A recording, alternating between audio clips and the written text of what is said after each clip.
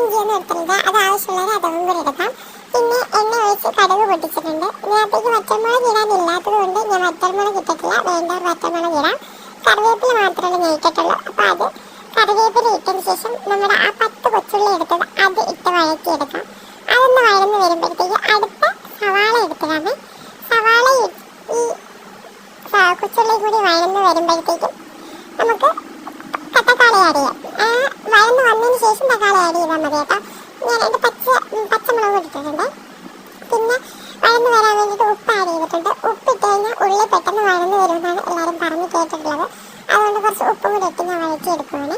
ഇത് വഴന്ന് വരുമ്പോഴത്തേക്ക് ഒരു മീഡിയം സൈസ് തക്കാളി, പുളിക്ക് നമ്മൾ വേറൊന്നും ചേർക്കുന്നില്ല, അതുകൊണ്ട് അതിനനുസരിച്ചുള്ള തക്കാളി എടുക്കുക. അതുകൂടി ഇട്ട് നമുക്ക് നന്നായിട്ട് വഴറ്റിയെടുക്കാം.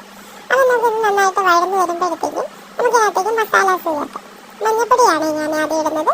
മഞ്ഞൾപ്പൊടി ഇട്ടിട്ടുണ്ട്. അത് മഞ്ഞൾപ്പൊടി ഇട്ടൊന്ന് പച്ചമണം മാറുന്നവരെ വഴറ്റിയിട്ട് നമുക്ക് അടുത്തത് മല്ലിപ്പൊടി ഇടാമേ.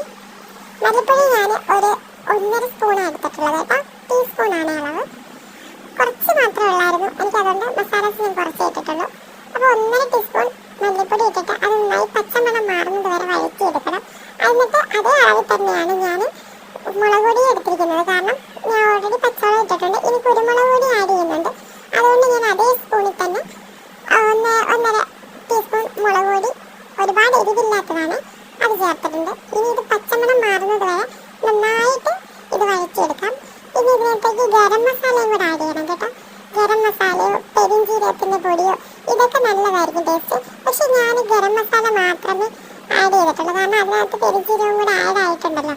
അപ്പോൾ ഞാനത് കൂടി ചേർത്ത് കുരുമുളക് പൊടി കൂടി ഇട്ട് നന്നായിട്ട് വെള്ളം ഒഴിച്ച് തിള വരുമ്പോഴത്തേക്കും ഞാനിത് ഞണ്ടിട്ടിട്ടുണ്ട്. ഞണ്ട് ചെറിയ ഞണ്ടായിരുന്നു കേട്ടോ. അപ്പോൾ ഞണ്ടിട്ട് ഇനി അടച്ച് വെച്ച് നന്നായിട്ട് വേവിച്ച് വറ്റിച്ചെടുക്കാമേ. ഞാനിത് നന്നായിട്ട് വേവിക്കുന്നുണ്ട്. പിന്നെ ചാറ് വേണമെന്നുണ്ടാണ് ഞാൻ ഒരുപാട് കുറിയില്ല കേട്ടോ. ചെറിയ ചാറോടുകൂടി നല്ല റോസ്റ്റ് ചെയ്ത് എടുത്തിട്ടുണ്ട്. അപ്പം എല്ലാവരും ഒന്ന് ട്രൈ ചെയ്തെടുക്കുക. വീട്ടിലുള്ള അത്യാവശ്യ സാധനങ്ങൾ വെച്ചിട്ട് മാത്രം പെട്ടെന്ന് സിമ്പിളായിട്ട് ഉണ്ടാക്കി